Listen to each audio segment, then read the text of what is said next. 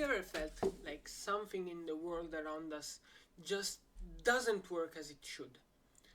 That things could be done more efficiently, that resources could be easily moved from one project to another, and just as you're thinking about how the world and society should function, you stop. You tell yourself that it wouldn't work, that's impossible because someone would disagree. You might even call it utopian. But what does that actually mean? The word utopia comes from Greek, but it was popularized by Thomas More in the 16th century. It means no place, but it's pronounced as utopia, meaning good place. So, utopia isn't just an unrealistic dream. It's a goal that feels out of reach, a project, not an hallucination.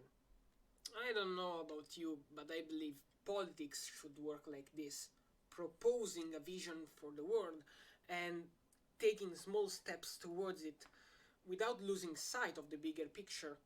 Otherwise, governing and being governed become as chaotic as trying to draw a perfect circle without guidelines.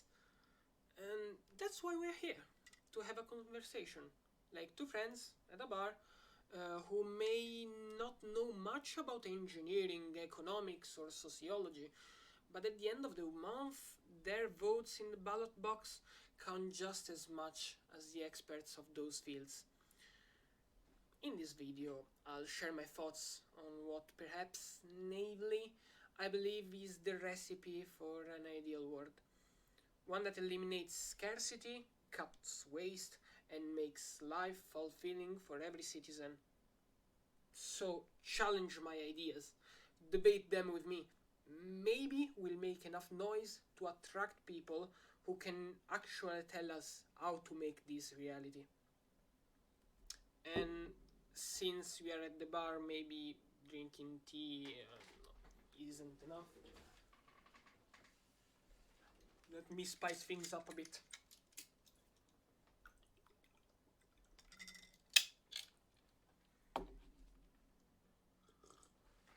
Better. Let's start with work. As I said, no scarcity and no waste. We work 8, 10, sometimes even 12 hours a day. At best, we spend half that time actually working, and the other half is waiting to clock out. At worst, we work non-stop, just to make the ends meet. Either way, it's either a shortage of workers or a waste of time that could be spent elsewhere.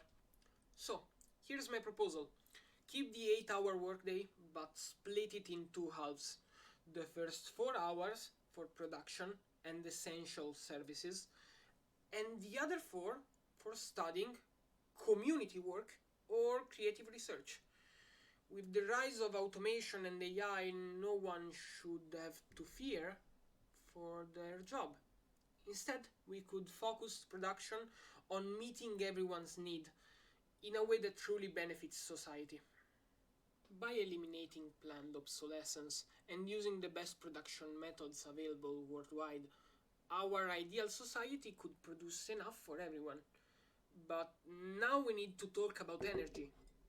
Climate change isn't something we should just slow down, we need to reverse it. Even without relying on nuclear fusion or revolutionary energy breakthroughs, we already have the means to produce enough clean energy. By making communities self sufficient and connecting them through a global energy grid, we could link Cape Town to Welen in Siberia, the community of Adak in Alaska to Ushuaia in Argentina, even crossing the Bering Strait if necessary. With a full connected energy network, every community could access the resources it needs. If necessary, we could still rely on existing nuclear plants. Ideally, we'd avoid energy sources that require material extraction, but if the plants are already built, why shut them down? Any energy surplus from the renewables could be used to capture CO2 and greenhouse gases from the atmosphere. in case it can be stored by hydroelectric reservoirs. Now, let's talk about governance. Since we need a global resources to build the best possible societies, we can't ignore the idea of a unified world. But it should be made of small, self-sufficient communities so that every citizen feel important and involved. I believe 10,000 communities of around 8,000 to 10,000 people would be ideal. Neighborhoods, small towns, groups of island and mountain communities, all interconnected. Each one would have a specific production focus, ensuring equal access to resources and energy. Of course, some communities would specialize in certain services: universities, transport hubs, research centers, or tourism zones. Beyond local governance, every citizen should be able to participate in global and regional decision making through a connected voting system. It would be naive to think that a perfect society would have zero crime. Most crime has political, psychological, or economic roots. If someone turns to crime, it means our system isn't working, and they should be helped first and foremost. That's why I imagine specialized communities designed to support rehabilitation and reintegration into society, closely monitored and for safety, but focused on therapy and assistance. Of course, if an individual is too dangerous for society, we need stricter containment measures. But I doubt that in a world where everyone's economic needs are met, every political voice is heard, and mental health is prioritized, we'd see many cases requiring extreme measures. I don't know about you, but in my ideal world, I'm not alone. If we want to reach an ideal state, we need to work together.